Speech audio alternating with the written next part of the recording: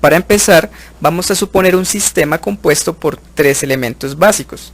El primero será la gente que compone a la sociedad. La gente, las personas, gente como tú o como yo que todos los días debe trabajar y luchar para conseguir lo que necesita para vivir. En las sociedades siempre habrá quien tome las decisiones políticas. En este caso será el gobierno. El gobierno será el segundo elemento de nuestro sistema. Finalmente, en un modelo globalizado y neoliberal como el que vivimos hoy día, podemos agrupar a todas las instituciones financieras en un solo elemento, los bancos. Los bancos serán el tercer elemento de nuestro sistema.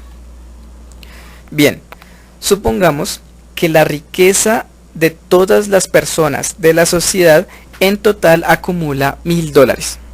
$1000 será la riqueza de todas esas personas junta. ¿Y qué pasa cuando las personas tienen dinero? Lo más normal es que lo metan al banco. Entonces, el banco tendrá en sus arcas el dinero de la sociedad, no es del banco, que suma $1000. En las sociedades siempre hay personas que necesitan dinero.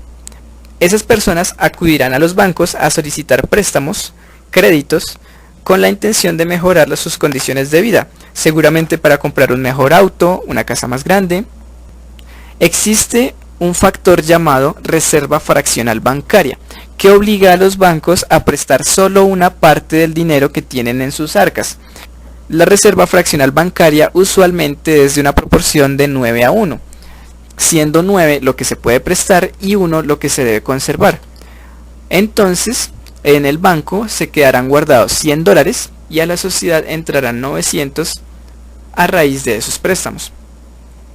Cuando el dinero entra a la sociedad, pasará de unas manos a otras cada vez que haya una transacción, cada vez que haya una compra, cada vez que haya una venta, y finalmente esas personas tendrán que pagar el dinero que solicitaron prestado al banco. Pero el banco prestó $900. Si prestó $900, esperará que le paguen 900 más el interés. Entonces, ocurrió un déficit, porque no hay dinero real, no existe dinero real para soportar los intereses. Es entonces cuando el gobierno hace cálculos de cuánto dinero hace falta en la sociedad para pagar los intereses y evitar así que haya una crisis. Como sabemos que la sociedad se endeudó en $900 y el interés es del 10%, hace falta $90 en la sociedad para pagar los préstamos. Entonces el gobierno solicitará $90 como préstamo. Los bancos simplemente acudirán a una impresora de dinero y van a imprimir el dinero que pide solicitado el gobierno. Simplemente van a encender una impresora, van a oprimir un botón y así van a crear el dinero que hace falta.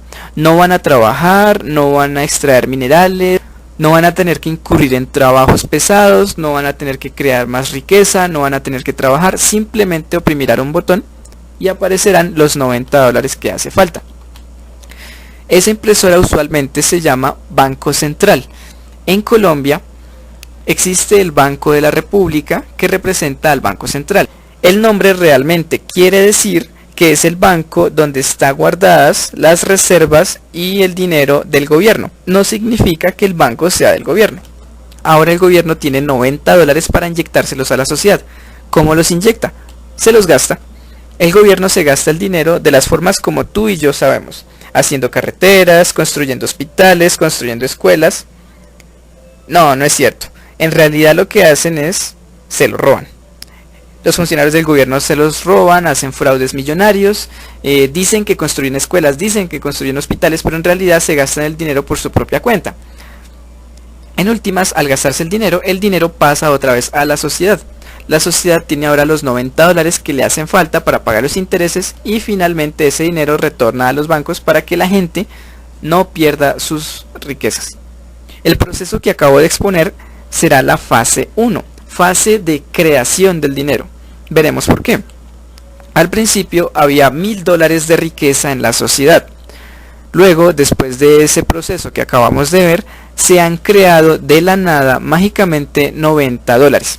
En total habrá $1090 dentro del sistema. Esta primera fase, que llamo de creación del dinero, nos deja como resultado $90 adicionales. Pero si lo recuerdan, El gobierno aún debe 90 dólares que pidió prestados a los bancos. A partir de aquí surge la fase 2. El gobierno debe 90 dólares más 9 dólares por el interés del 10%. ¿Cómo hace el gobierno para pagar ese dinero? Bueno, en todos los gobiernos la solución siempre va a ser gravar con impuestos a las personas. El gobierno le cobrará a las personas 99 dólares de impuestos para poder pagar el préstamo.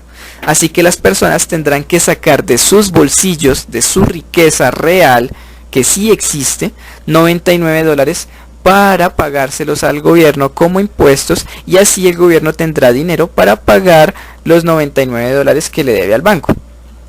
Esta es la fase 2.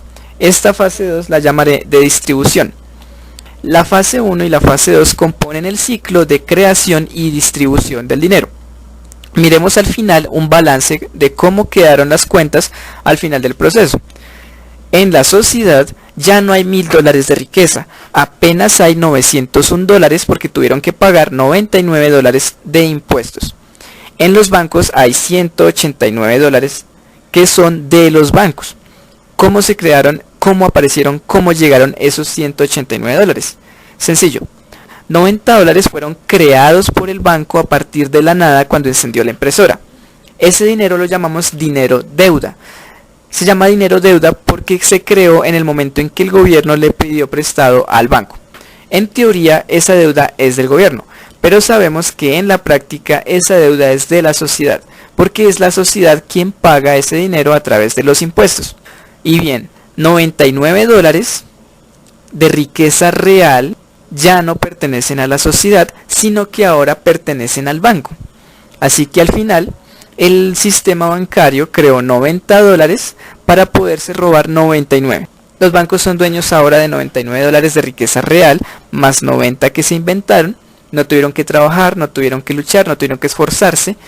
Y la sociedad es ahora más pobre, no solo porque tiene 99 dólares de riqueza menos, sino porque además con los 90 dólares adicionales que se crearon habrá más dinero en el sistema y empezará a haber inflación. Habiendo inflación, el dinero vale ahora menos. Finalmente, si nos damos cuenta, este ciclo hace que la gente sea más pobre. ¿Cómo evitamos que con el paso del tiempo, con el paso de los ciclos, la gente termine cayendo toda en la miseria? Bueno, se responde con el crecimiento económico. Por eso es que todos los años los países se esfuerzan en producir más bienes, producir más servicios, hacer que su Producto Interno Bruto crezca más y más y más. Lo que en términos reales se traduce en una mayor depredación del ecosistema, un mayor consumo de recursos y una mayor explotación de unos por otros.